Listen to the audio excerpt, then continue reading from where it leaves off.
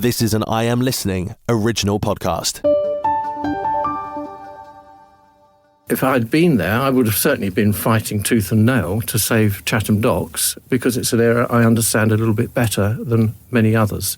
And that's the sort of thing I'd like to see more in local government, so that people can see someone there who they respect for their background, whether it's private or public sector. They respect for their skills, their achievements, and that these people are putting everything they can into making the area better.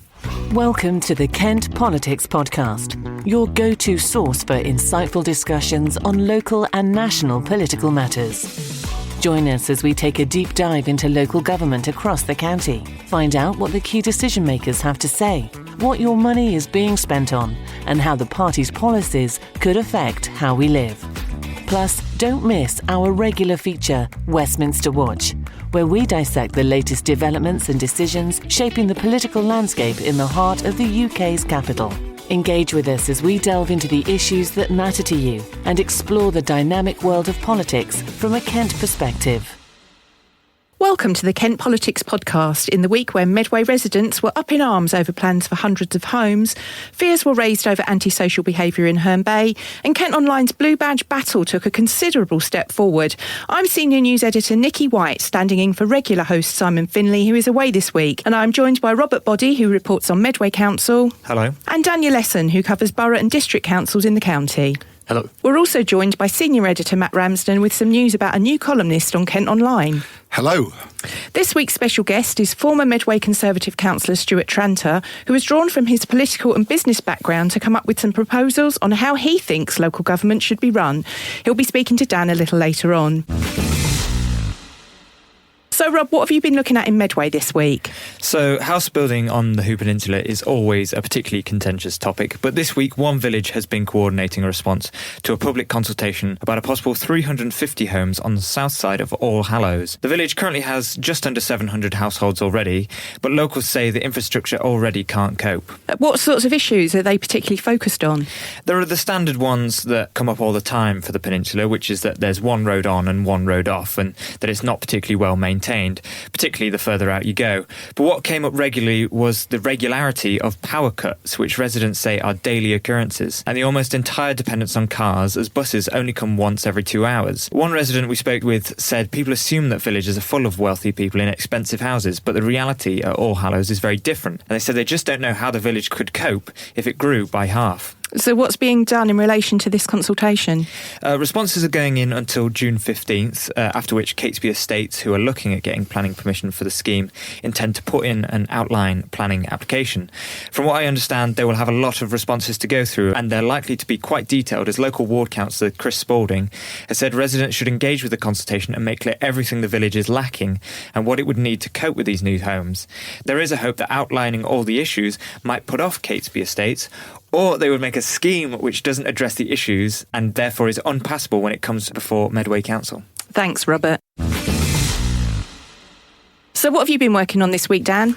So I've actually been covering the lead up to a public meeting organised by a local councillor about antisocial behaviour in Herne Bay, which is set to happen in the next couple of weeks. What's pushed them to that? So Councillor Liz Harvey has organised this meeting for June 23rd, and she tells me basically she's been wanting to do this for some time after regularly seeing and hearing from residents that they face harassment and trouble from a particular group of local youth. They said there's a couple of distinct groups of kids, often seen wearing balaclavas and riding bikes or e-scooters, who cause plenty of grief for residents and businesses alike. She even told me that some elderly residents in one area in particular have told her they're so scared of facing harassment from these children that they actually avoid going out sometimes if they think they're in the neighbourhood. And what does she hope to come out of this meeting? So I've been told all residents and businesses are welcome, and Kent Police are sending a representative, so the hope is that the local community can agree on a way of working with each other and with the cops to both deter antisocial behaviour and make the regular culprits face starker consequences from the law for causing trouble. Last year, Kent Police told me they were going to step up their patrols in the area due to an increase in violent crime in the town centre, so maybe they still have some resources to spare for less violent but nonetheless disruptive antisocial behaviour. So Nikki, what have you been working on this week? Well, all the talk will be about Chancellor Rachel Reeves' spending review, which will set out the budgets for all the government departments over the next few years. Now, Miss Reeves was just wrapping up her speech in the House of Commons as we came in to record this week's podcast, and no doubt there'll be plenty of views on what was announced coming out in the coming days. The headlines will probably focus on her announcement to end the use of hotels to house asylum seekers, with funding provided to cut the asylum backlog. There's also going to be an extra £29 billion a year for the day-to-day running of the health service and £39 billion to build more social and affordable housing. Now, the government had already made a partial U-turn over winter fuel payments and says that more than 3/4 of pensioners will now get that grant. And there's been good news for families too, as from September, free school meals will be expanded to 500,000 children. And that's for their parents who are receiving universal credit regardless of their income. That's big money. It's obviously going to affect us all in one way or another, so it'll be interesting to see what people have to say. Is there anything else at Parliament that caught your eye? Yeah, I'm going to shamelessly pat ourselves on the back this week and particularly praise reporter Ellie Hodgson for the role she's played in getting every MP in Kent to back Kent Online's campaign to change the Blue Badge system. Now, listeners will recall back in March, we launched the Blue Badge Battle, and we're trying to get changes brought in to help those who, at the moment, don't qualify for a Blue Badge when they probably really deserve one. Now, as you no doubt know, a badge allows people with mobility issues to park closer to their destination, whether they're a passenger or a driver, and that will usually mean a designated on-street parking bay, or badge holders can also park on single or double yellow lines for up to 3 hours. Private car parks are covered by separate rules. However, those applying for the badge at the moment also have to prove that their condition is likely to last about 3 years, and that's not always the case. It's almost as if some people are being punished for advances in medicine and making a speedy recovery.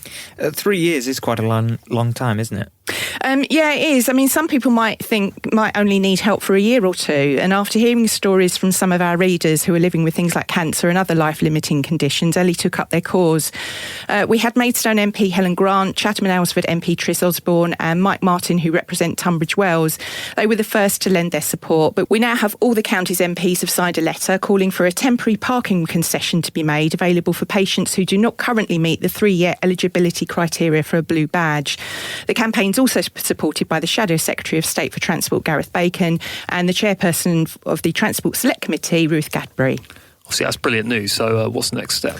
Well, we've had a letter that's gone off to the leader of Kent County Council, Lyndon Kemcaron, and that's urging the authority to lead by example and establish a fair and compassionate local policy that provides Blue Badge-style support for residents with cancer or other serious but time-limited conditions. A similar letter is also winging its way to Medway Council, and that they look after the Blue Badge applications in the Medway towns. In addition, those behind the campaign are calling on the government to bring forward secondary legislation that would help patients right across the UK. So we'll keep you posted on that.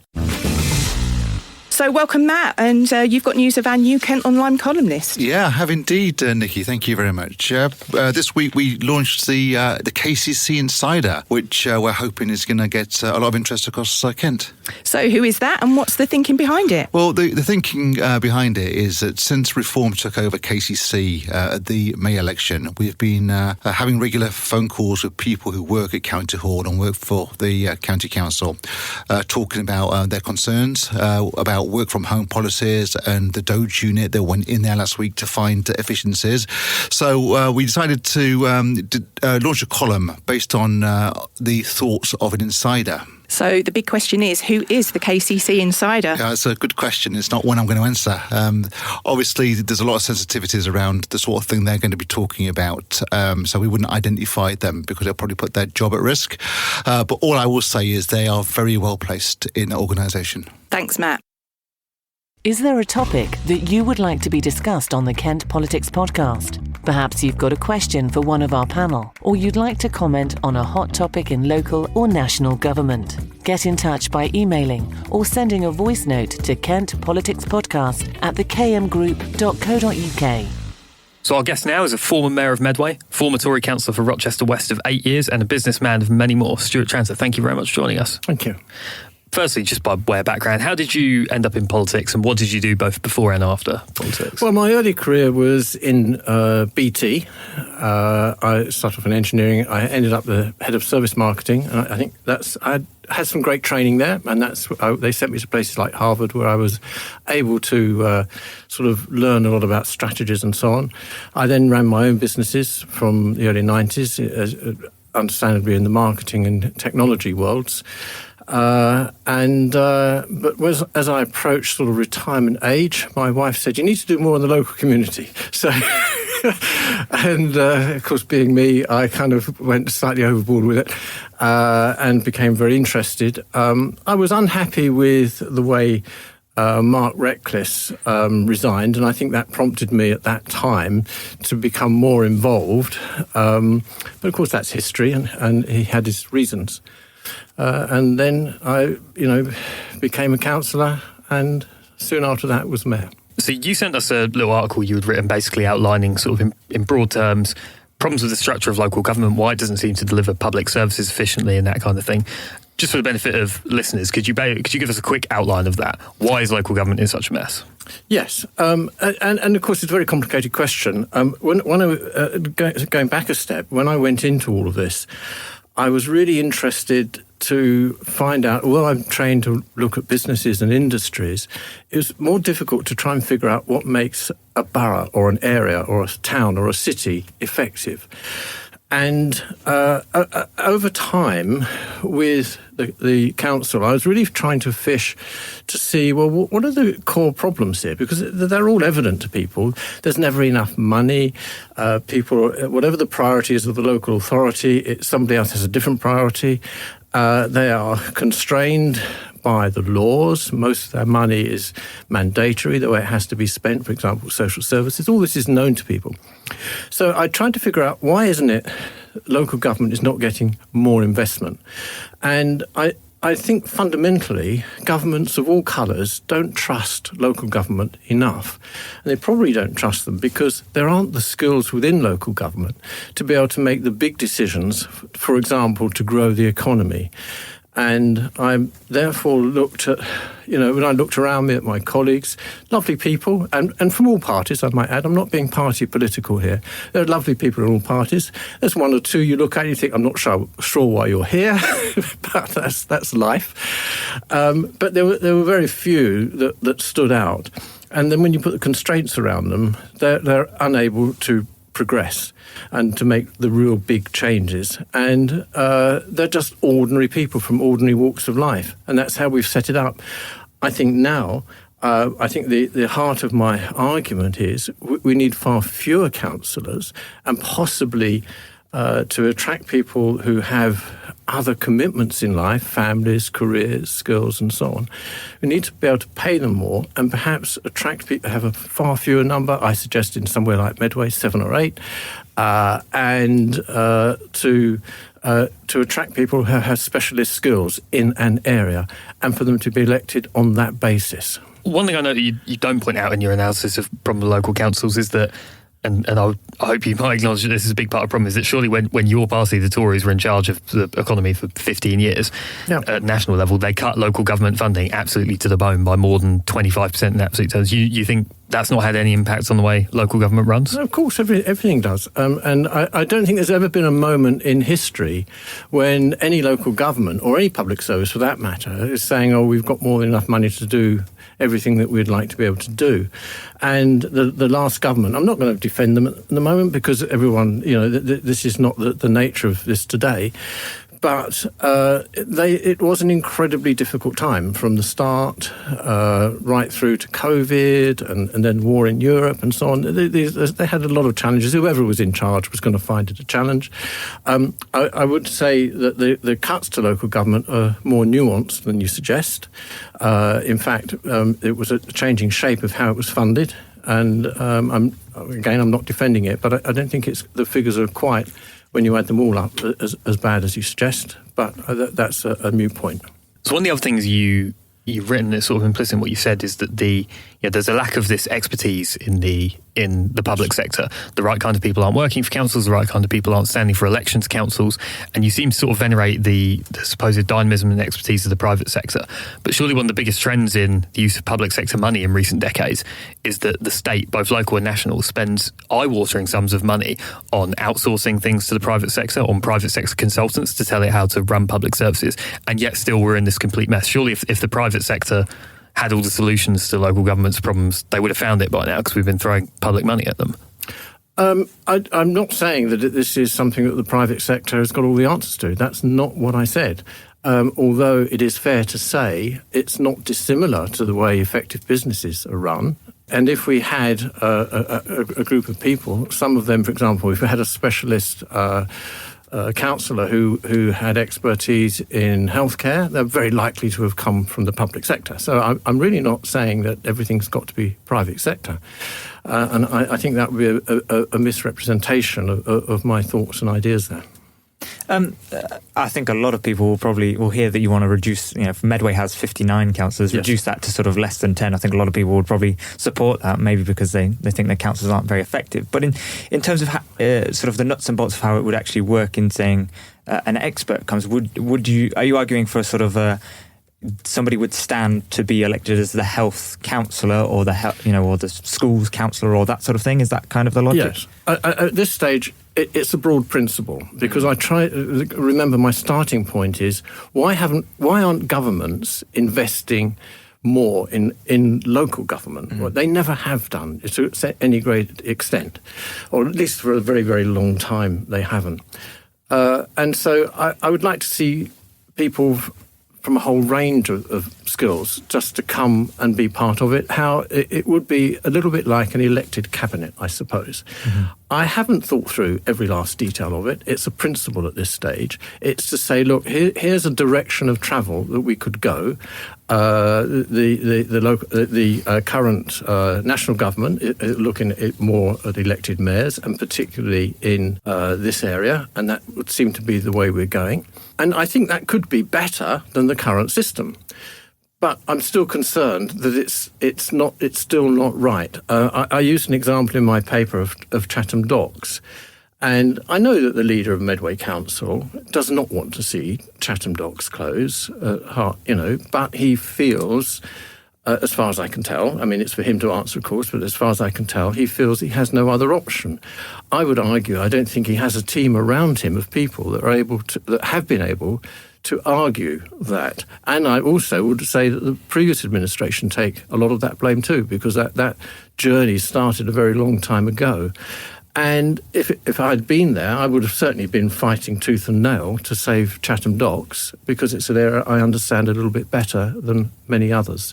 And that's the sort of thing I'd like to see more in local government, so that people can see someone there who they respect for their background, whether it's private or public sector. They respect for their skills, their achievements, and that these people are putting everything they can into making the area better. I believe then national governments will say, well, actually, these people seem to know how to grow this area. They seem to know which industries should be where. They've got a very vibrant local plan, and so on and so forth. It becomes a virtuous circle. They will start to be looking at, well, where should hospitals be? Or what do we do about primary health care? What about social services? There are more efficient ways of delivering them.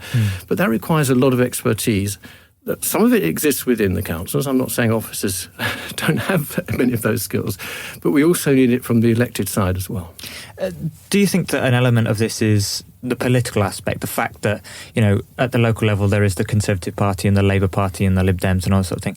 Do we need to take local councils, make them apolitical? Because there'll be lots of people who, don't consider themselves a diehard Tory or a diehard Labour supporter, but who don't want to get involved in sort of slanging matches about, the national government. They just want to sort out their local area. Do you know what? I have no problem with that at all. The problem with that, though, is that would be to change from where we are to going towards that. So I'm not dyed-in-the-wool conservative in the sense that they're the only people that get things right. Far from it. Of course, they get things wrong, and a lot of other parties get a lot of things right. And I think in local government, my experience over the years I was there was there's far more agreement between councillors of all parties than there is disagreement on most matters. And so I think you're onto something, and it could be possible to have independent people on an elected cabinet. But at this stage, personally, I'd be open to thinking, well, they could be a member of a party where they bring with them some values that people recognise, or they may not. But what the heart of it is to get the right people making the big decisions. It seems to me it's quite a novel concept. I don't know of other places that do, for example, this elected cabinet thing. And it seems to me that it's quite openly a proposal to change the purpose of local government from one of democratic representation to one more of technocratic management of public services.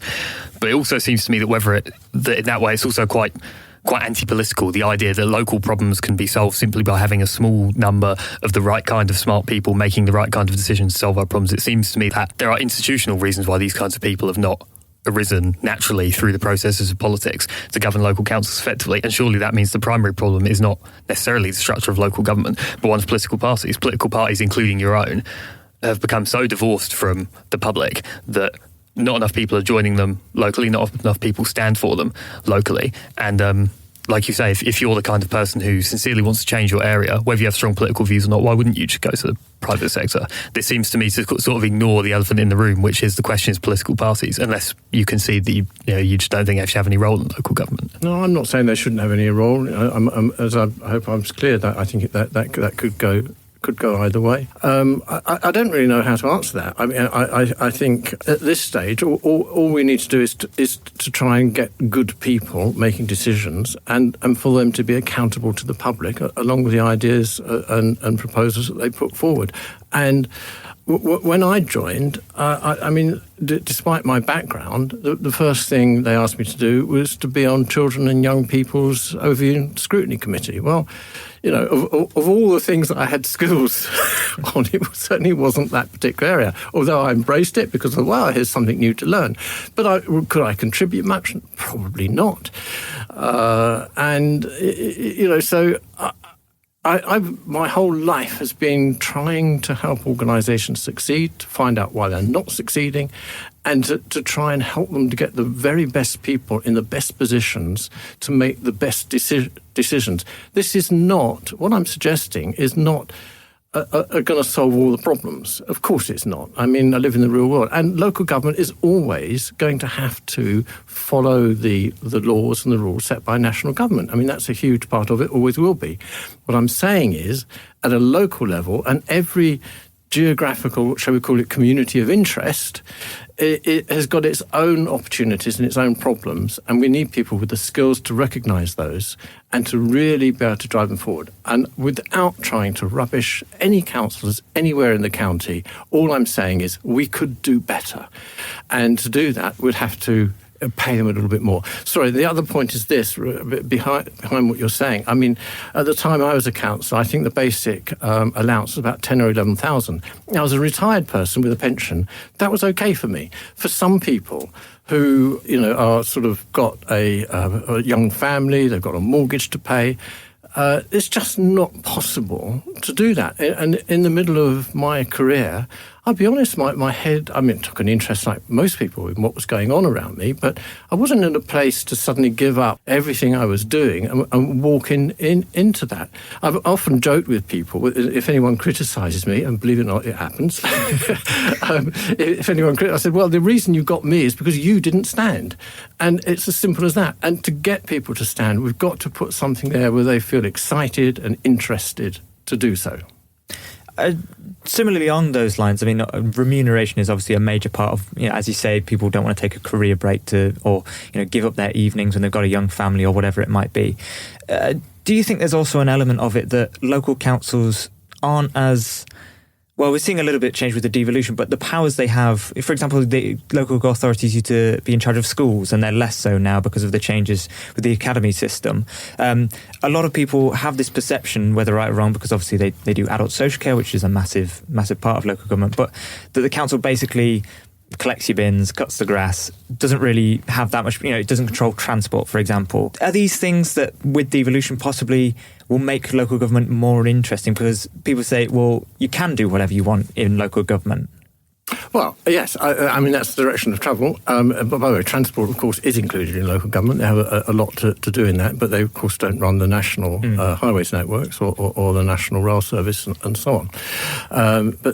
And you mentioned schools. And, during the lifetime of many of your listeners, as you rightly observed, schools have gone from being all run by the local authority to a completely different system. And I have to ask myself, well, maybe had people had more confidence in the way that the local authority was running the educational system, because we had an expert there, or experts who really were able to translate national policy into something really effective locally, then maybe that wouldn't have happened. I remember going back to my BT days, it was one of the first big businesses to be sold off. It was, as most people know, it was the GPO, then the post office, and then it was all sold off many years ago.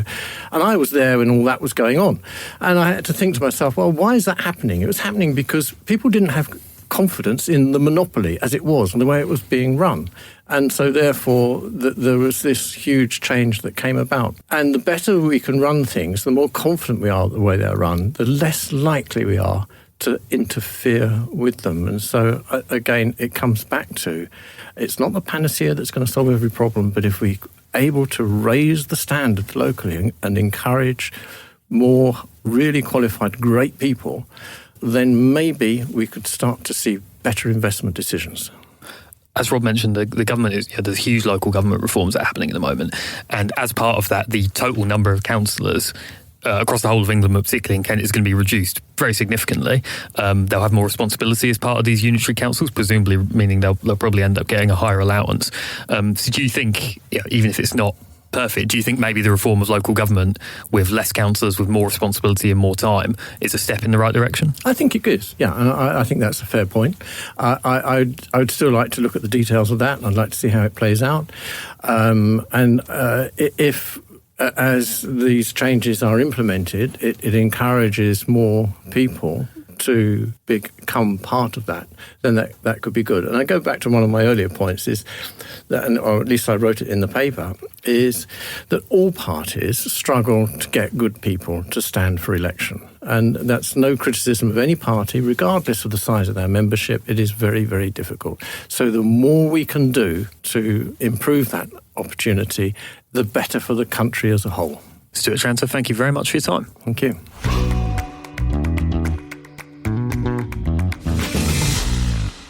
Chancellor Rachel Reeves announced on Wednesday the government's intention to end the policy of housing asylum seekers in hotels by the end of this Parliament, which could be as far away as 2029.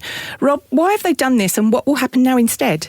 Asylum hotels are a sort of a massive element that sort of attracts lots of ire from people all across the country. So it's entirely logical that they want to get rid of this as sort of a totem of the problem of asylum and illegal immigration and all that sort of thing.